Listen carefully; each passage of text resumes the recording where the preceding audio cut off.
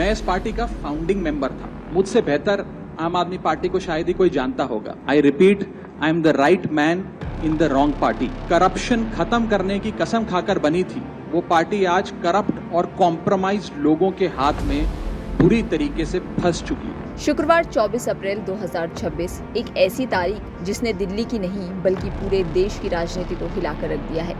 आम आदमी पार्टी के राज्यसभा सांसद राघव चड्ढा ने प्रेस कॉन्फ्रेंस कर पार्टी से इस्तीफा देने का ऐलान कर दिया और साथ ही बीजेपी में शामिल होने की घोषणा भी कर दी।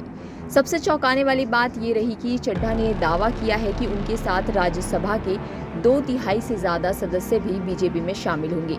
इस लिस्ट में बड़े नाम शामिल बताए जा रहे हैं, जिसमें संदीप पाठक, अशोक मित्तल, हरभजन सिंह, राजेंद्र गुप्ता, विक्रम साहानी और स्वाति मालीवाल शामिल हैं। राघव चड्ढा ने आगे ये भी बताया कि हम बीजेपी में विलय कर रहे हैं, प्रधानमंत्री नरेंद्र मोदी के नेतृत्व में देश के लिए काम करेंगे और यही नेतृत्व है जिस पर जनता 3 बार मोहर लगा चुकी है। जिस आम आदमी पार्टी को मैंने अपने खून और पसीने से सींचा और अपनी जवानी के 15 साल दिए, वो आम आदमी पार्टी आज पूरी तरीके से अपने सिद्धांतों से, अपने मूल्यों से, अपने कोर मॉरल और वैल्यूज से भटक चुकी है। और अब ये पार्टी देश के लिए नहीं, देश के हित के लिए नहीं, बल्कि अपने पर्सनल फायदे के लिए काम कर रही है। आप में से कई लोग पिछले कुछ सालों से मुझे ये कह भी रहे थे और मैं पर्सनली पिछले कुछ सालों से ये महसूस कर रहा था that I am the right man in the wrong party. I repeat, I am the right man in the wrong party. इसलिए आज हम ये अनाउंस करते हैं, मैं ये अनाउंस करता हूं कि मैं आम आदमी पार्टी से दूर जा रहा हूं और जनता के पास जा रहा हूं।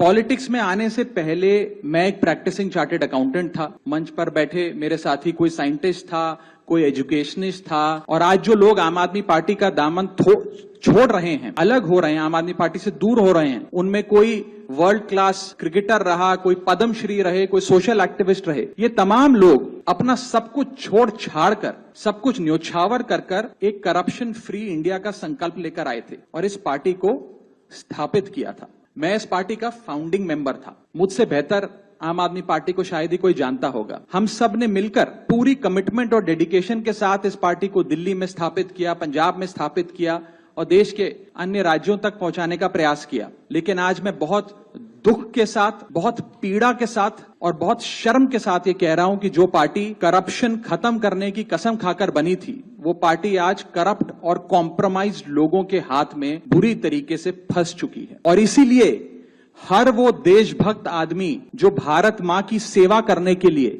आम आदमी पार्टी से जुड़ा था, पार्टी छोड़ चुका है या वो आम आदमी पार्टी छोड़ रहा है एक एक करके। मैं सरल भाषा में कहूं तो हम अपना करियर बनाने के लिए राजनीति में नहीं आए थे। हम लोग अपना करियर छोड़ के देश के लिए राजनीति में आए थे। और आता हूं कि क्यों मैंने पार्टी की गतिविधियों से अपने आप को अलग कर लिया, और उसका कारण यह है क्योंकि मैं उनके गुनाह में शामिल नहीं होना चाहता था। मैं उनकी दोस्ती के काबिल नहीं था क्योंकि मैं उनके गुनाह में शामिल नहीं था। आज हम एक ऐसे मोड़ पर खड़े हैं कि हमारे पास सिर्फ 2 ही ऑप्शंस थे, 2 विकल्प थे। या तो हम राजनीति छोड़ दें और पिछले 15-16 साल जो हमने सार्वजनिक जीवन में काम किया उसे त्याग दें, या फिर हम अपने अनुभव को, अपनी स्किल्स को, अपनी पूरी ऊर्जा और एनर्जी को लेकर पॉजिटिव पॉलिटिक्स करें। इसीलिए हमने ये डिसाइड किया that we, the 2/3 members of parliament belonging to the Aam Aadmi Party in Rajya Sabha, exercise the provisions of the Constitution of India and merge ourselves with the BJP. हम BJP में विलय करते हैं। पिछले 12 सालों में Bharatiya Janata party की केंद्र की सरकार, माननीय प्रधानमंत्री नरेंद्र मोदी जी के नेतृत्व में जो सरकार चल रही है, उसने कई मजबूत ऐसे फैसले लिए जो आज से पहले नेता फैसले लेने से शायद डरते थे। चाहे वो आतंकवाद की जड़ें उखाड़कर फेंकना हो या भारत को विश्व की टॉप इकोनॉमीज में लाना हो। और इस नेतृत्व पे जनता ने 1 बार नहीं, 2 बार नहीं, 3 बार मोहर लगाई है। हम सब अपने आप को सौभाग्यशाली महसूस कर रहे हैं कि हम माननीय प्रधानमंत्री नरेंद्र मोदी जी की लीडरशिप में और गृह मंत्री अमित शाह जी की संकल्प शक्ति के साथ जुड़कर बिना रुके और बिना थके देश के लिए काम करेंगे। और जिन लोगों के मन में थोड़ी पीड़ा थी, दुख था कि मैं बतौर एक सांसद जो ऑर्डिनरी सिटीजन्स के ऑर्डिनरी इश्यूज को पार्लियामेंट में उठा रहा था, मैं शायद नहीं उठा पाऊंगा क्योंकि मेरी अपनी पार्टी ने मेरी आवाज बंद कर दी थी। मैं उन्हें भी कहना चाहता हूं कि आप चिंता मत करिए, मैं उसी कमिटमेंट, उसी जोश और उसी एनर्जी के साथ आपके तमाम मुद्दे उठाता रहूंगा। जय हिंद।